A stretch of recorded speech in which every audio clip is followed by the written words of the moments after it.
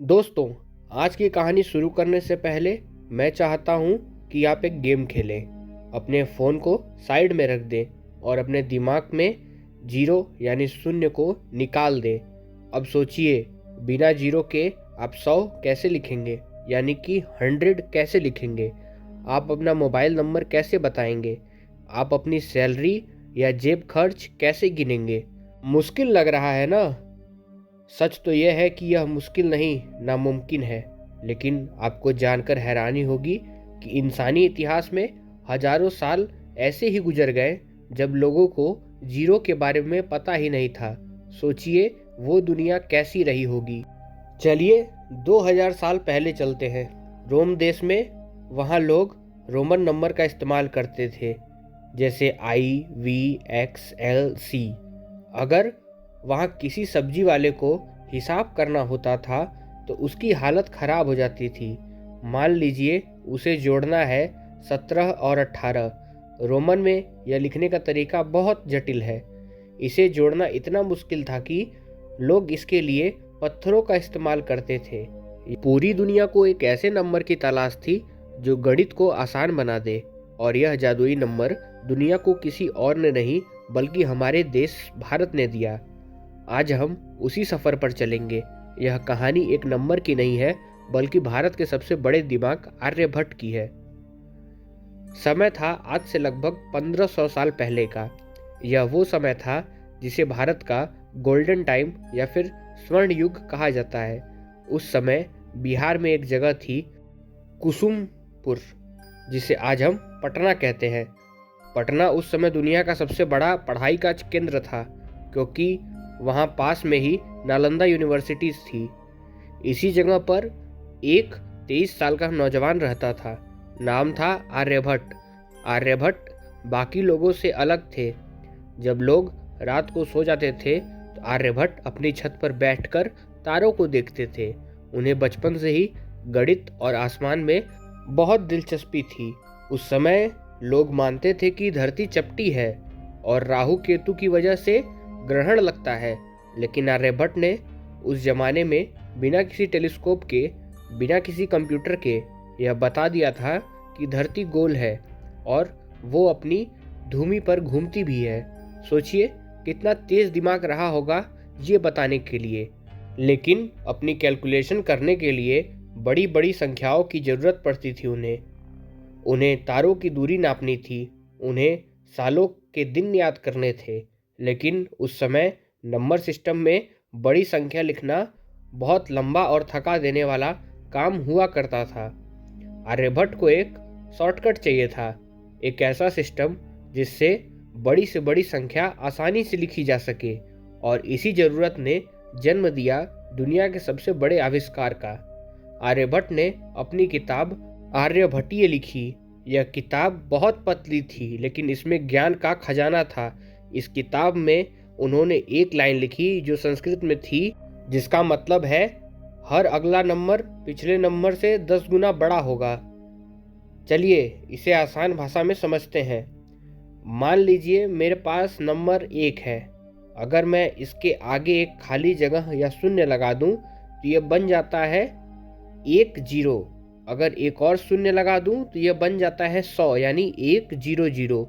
आर्यभट्ट ने दुनिया को बताया कि संख्याओं को लिखने के लिए स्थान बहुत जरूरी है। इकाई, दहाई, सैकड़ा, यानी कि यूनिट, टेंस एंड हंड्रेड्स। लेकिन दहाई की जगह अगर कोई नंबर ना हो तो क्या करें? वहाँ खाली जगह छोड़ दें? आर्यभट्ट ने कहा, हाँ, उस खाली जगह को भी एक पहचान दो। उस समय इसे शून्य कहा गया। शून्य का मतलब है खाली या आकाश। हालांकि आर्यभट्ट ने शायद आज हम जैसे जीरो को इस्तेमाल करते हैं वो वाला सिंबल नहीं बनाया था, लेकिन उन्होंने यह आइडिया दे दिया था कि कुछ नहीं का मतलब होता है कुछ भी नहीं। यह आइडिया पूरी दुनिया के लिए नया था, क्योंकि बाकी देश मानते थे कि कुछ नहीं मतलब कुछ नहीं, उसका कोई मतलब कैसे हो सकता है। लेकिन भारतीय दर्शन यानी कि फिलॉसफी कहता था शून्य में ही सब कुछ समाया है, और आर्यभट्ट ने इसी सोच को गणित में डाला। आर्यभट्ट ने बीज बो दिया था। लेकिन उसे पेड़ बनाने का काम किया एक और महान गणितज्ञ ने। आर्यभट्ट के कुछ साल बाद आए ब्रह्मगुप्त। ब्रह्मगुप्त ने वो किया जो उससे पहले किसी ने नहीं किया। उन्होंने जीरो को एक नंबर बना दिया। उन्होंने जीरो को नियम में बांध दिया। चलिए देखते हैं वो नियम क्या थे जो उन्होंने दुनिया को सिखाया। पहला नियम, अगर आप किसी नंबर में जीरो जोड़ते हैं यानी 1 धन 0 तो वो नंबर वही रहेगा। दूसरा नियम, अगर आप किसी नंबर से 0 घटा देते हैं यानी कि अगर हम 1 में से 0 को हटा दें तो भी नंबर वही रहेगा। और सबसे मजेदार नियम, अगर आप किसी बड़े नंबर को 0 से गुणा कर देते हैं यानी कि मल्टीप्लाई कर देते हैं तो वो 0 हो जाता है। इसका मतलब अगर 100 में 0 का गुणा कर दिया जाए तो 0 हो जाएगा। यह सुनने में आज आपको बहुत आम बात लग रही होगी। हम स्कूल में यह रोज पढ़ते हैं, लेकिन उस समय यह जादू जैसा था। ब्रह्मगुप्त ने दुनिया को बताया कि 1 में से 1 घटाने पर कुछ नहीं बचता और वह कुछ नहीं 0 है, यानी कि आज वाला 0 जिसे हम लिखते हैं। ग्वालियर के एक मंदिर में आज भी एक दीवार पर 0 लिखा है जो 1000 साल से भी ज़्यादा पुराना है। यह सबूत है कि भारत के आम लोग भी 0 का इस्तेमाल करना सीख गए थे। अब सवाल यह है कि भारत का यह 0 पूरी दुनिया तक कैसे पहुंचा? क्या आर्यभट्ट ने ईमेल किया था? नहीं, यह सफ़र बहुत दिलचस्प है। भारत से बहुत सारे व्यापारी मसाले और कपड़े बेचने अरब देशों में जाते थे।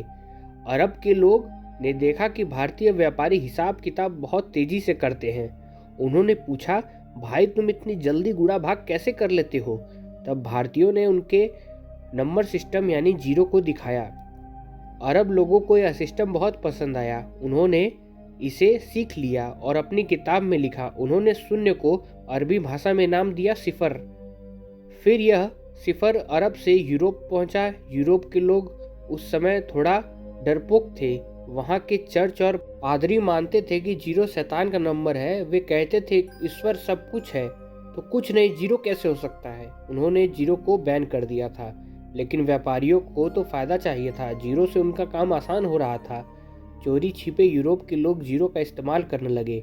धीरे धीरे इटली में सिफर का नाम बदलकर जेफिरो हुआ और अंग्रेजी में यह बन गया 0। इसी तरह भारत का यह ज्ञान पूरी दुनिया में फैल गया। अब हम आते हैं आज के समय में। जरा सोचिए, अगर आर्यभट्ट और भारतीय गणितज्ञों ने 0 न दिया होता तो क्या होता? सबसे बड़ी बात, कंप्यूटर नहीं होता। आपका मोबाइल, लैपटॉप, इंटरनेट, यह सब बाइनरी सिस्टम पर चलता है। बाइनरी मतलब 0 और 1। अगर 0 नहीं होता तो कोई कोडिंग नहीं होती, कोई यूट्यूब नहीं होता जिस पर आप यह वीडियो देख रहे हैं। हम चाँद और मंगल ग्रह पर नहीं जा पाते क्योंकि रॉकेट की कैलकुलेशन बिना 0 की नहीं हो सकती थी। विज्ञान, बैंकिंग, शेयर मार्केट सब कुछ ठप हो जाता। तो दोस्तों, यह थी कहानी उस छोटे से गोले की जिसकी कोई कीमत नहीं है, लेकिन वो जिसके साथ लग जाए उसकी कीमत 10 गुना बढ़ा देता है। आर्यभट्ट ने हमें सिखाया कि दुनिया को देखने का नजरिया बदलो। उन्होंने हमें सिखाया कि ज्ञान किसी देश और या धर्म का नहीं होता, ज्ञान पूरी मानवता के लिए होता है। लेकिन हम गर्व से यह कह सकते हैं कि यह उपहार भारत ने दुनिया को दिया। आपको यह कहानी कैसी लगी? क्या आप जानते हैं कि भारत ने दुनिया को और क्या क्या दिया है? जैसे सर्जरी, चेस, योगा, ये सब भी भारत की ही रचनाएं हैं। हमें कमेंट करके जरूर बताइए और ऐसी रचनाएं जो कि दुनिया भर में प्रचलित हैं और उसका जो उद्गम हुआ है वो भारत के किसी एक राज्य से हुआ है। आप अपने राज्य का नाम कमेंट कर सकते हैं और वहाँ की कोई फेमस रचना जो आज दुनिया भर में प्रचलित है वो हमारे साथ साझा कर सकते हैं। अगर आपको यह वीडियो अच्छा लगा तो इसे अपने दोस्तों के साथ शेयर करें ताकि उन्हें भी अपने इतिहास पर गर्व हो सके। चैनल को सब्सक्राइब करना ना भूलें। मैं मिलूंगा आपसे अगले वीडियो में। तब तक के लिए जय हिंद, जय भारत।